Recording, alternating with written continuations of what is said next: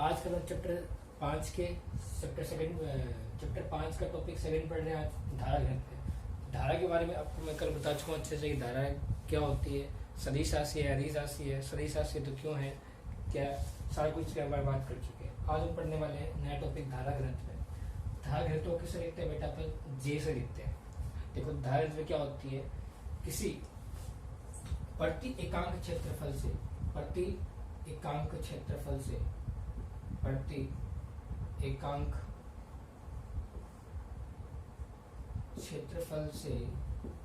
प्रवाहित धारा घनत्व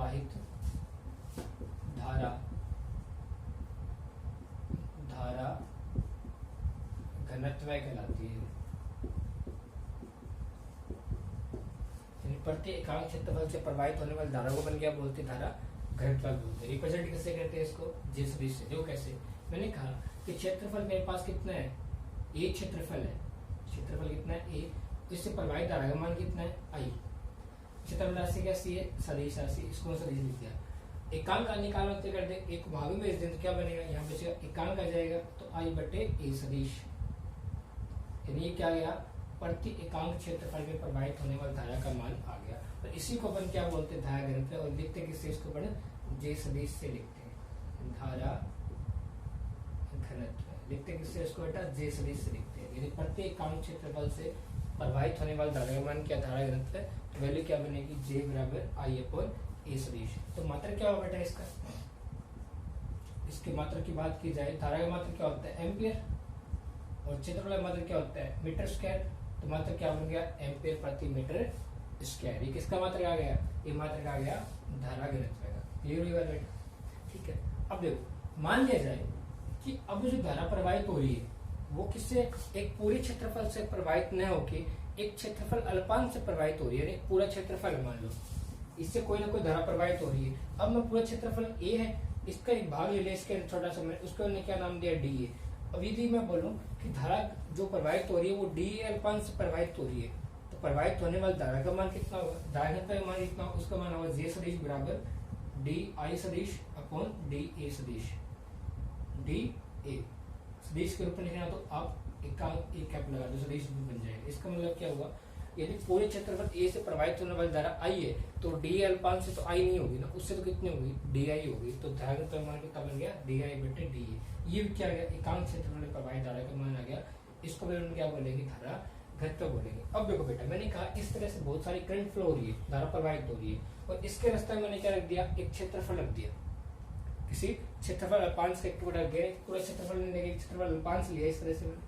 और आप जानते हो कि क्षेत्रफल अल्पांश की दिशा तल क्या होती है, हमेशा लंबवत होती है। फॉर एग्जाम्पल मान के चलो इरेस्टर है, ठीक है, इसका सरफेस हो गया तो इसकी दिशा किस तरह होगी, इसके तल की लंबवत ऊपर की ओर होगी।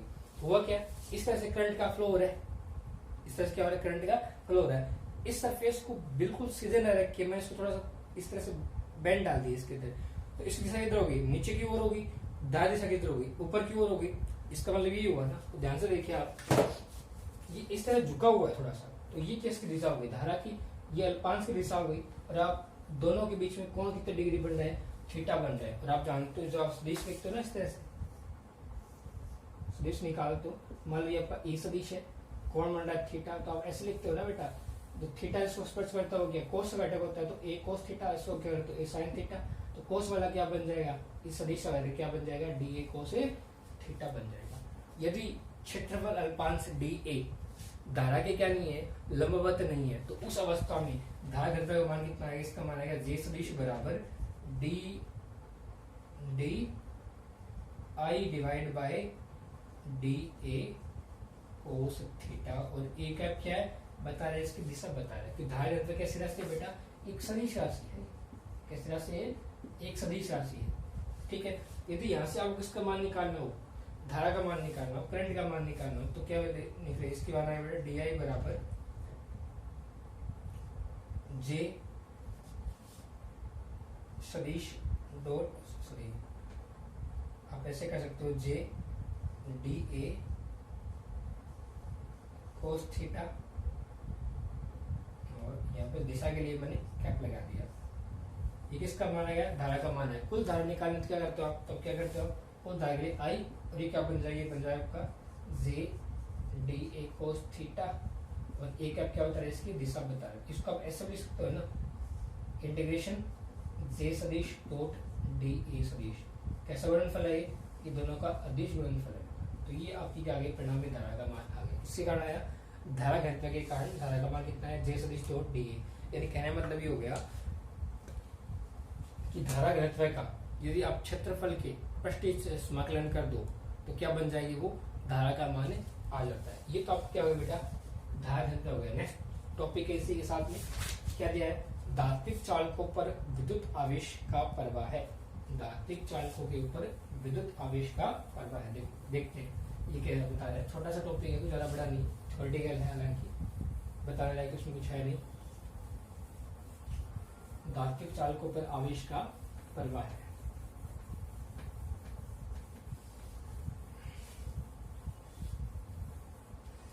धात्विक चालक पर विद्युत आवेश का प्रवाह है। धात्विक चालकों पर विद्युत आवेश का प्रवाह है। ठीक है, ये क्या होता है बेटा, आप जब चालक की बात की जाए तो चालकों के अंदर कौन से इलेक्ट्रॉन होते हैं, मुक्त इलेक्ट्रॉन होते हैं। क्या होते हैं, मुक्त इलेक्ट्रॉन। यदि आपने चालक की बात की जाए तो प्रत्येक पदार्थ किससे मिलकर बना होता है, परमाणु से मिलकर बना होता है। ठीक है, तो परमाणुओं के अंदर क्या होता है, नाभिक, और नाभिक से भिन्न भिन्न दूरी के अंदर क्या होती है, भिन्न भिन्न कक्षाएं होती है। और जैसे जैसे नाभिक की दूरी बढ़ती जाती है तो लास्ट में जो कक्षा आती है उसे अपन क्या बोलते हैं, संयोजी कक्षा बोलते हैं। संयोजी कक्षा, इस कक्षा अपन क्या बोलते हैं बेटा, संयोजी कक्षा बोलते हैं। तो आप जानते हो कि संयोजी कक्षा के अंदर जो इलेक्ट्रॉन होते हैं उन इलेक्ट्रॉनों के, क्योंकि नाभिक के लगभग बाह्यतम कक्षा है लगभग, ठीक है, तो उस कक्षा में के ऊपर, उस कक्षा में जो इलेक्ट्रॉन है उन इलेक्ट्रॉनों के ऊपर नाभिक से उन इलेक्ट्रॉन की दूरी क्या होती है, सर्वाधिक। देखो संयोजी कक्षा जो होती है नाभिक की बाह्यतम कक्षा कहलाती है। यदि नाभिक की बाह्यतम कक्षा है दैट मींस इलेक्ट्रॉन और नाभिक के बीच में, धनावेश के बीच में दूरी बढ़ गई, और दूरी बढ़ गई तो धनावेश और ऋणावेश के मध्य कौन सा बल लगता है, कूलाम्ब बल लगता है। आप जानते हो क्या होता है, F = K Q1 Q2 divide by R²। यानी R का मान जितना अधिक होगा F का मान क्या होगा, कम होगा। आप जानते हो लगने वाला विद्युत बल लगता है वो दूरी के वर्ग के क्या होता है, व्युत्क्रमानुपाती होता है। दूरी बढ़ेगी तो किसका मान बढ़ेगा, घटेगा, बल का मान घटेगा। यदि बल का मान घटेगा दैट मींस क्या है, इनके बीच में जो आकर्षण बल लग रहा था, आकर्षण बल कितना होगा बेटा, इन इलेक्ट्रॉन लगने वाले बल का मान कितना होगा, F बराबर माइनस का E इंटू ई। ई क्या है, विद्युत क्षेत्र, और ई क्या है, आवेश। आवेश लिखते हो ना आप, F बराबर QE, क्योंकि जब मैंने क्या लिखा इलेक्ट्रॉन का मान, इलेक्ट्रॉन का आवेश कितना होता है, माइनस का E, तो लगने वाले विद्युत बल का मान कितना होगा, माइनस का E होगा। ये तो भरा आकर्षण बल का मान, लेकिन ये बल इतना क्षण होता है कि ये इलेक्ट्रॉन, संयोजी कक्षा के इलेक्ट्रॉन आसानी से कक्षा से बाहर निकल जाएंगे, और धात्विक चालकों के अंदर यादृच्छिक रूप से इधर से उधर क्या करते हैं, गति करते हैं, और उन इलेक्ट्रॉनों को क्या बोलते हैं, मुक्त इलेक्ट्रॉन बोलते हैं। याद रखना कि परमाणु के अंदर जो बाह्यतम कक्षा होती है अपन क्या बोलते हैं, संयोजी कक्षा, और संयोजी कक्षा के अंदर जो इलेक्ट्रॉन होते हैं उन इलेक्ट्रॉनों के ऊपर लगने वाला नाभिक आकर्षण बल का मान जो क्या है, F = माइनस का QE, इसका मान काफी कम होता है, काफी क्षण होता है।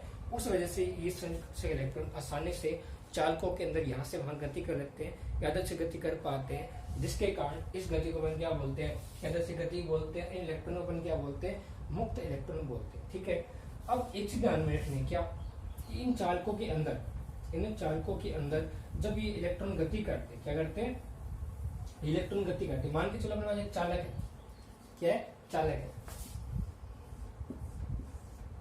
तो इस चालक के अंदर क्या बहुत सारे इलेक्ट्रॉन, इसको मैंने जोड़ दिया, बैटरी से जोड़ दिया, जोड़ दिया बैटरी, स्कूल में बैटरी से माइनस और प्लस। आप जानते हो कि इलेक्ट्रॉन किधर गति करेंगे, प्लस की ओर गति करेंगे।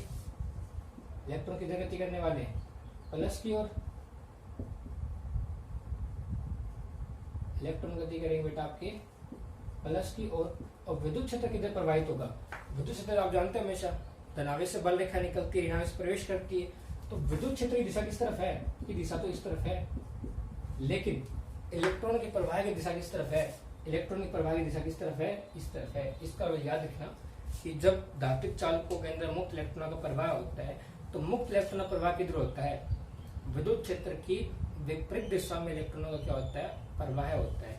ये क्या है आपका धात्विक चालकों पर विद्युत आवेश का प्रवाह है।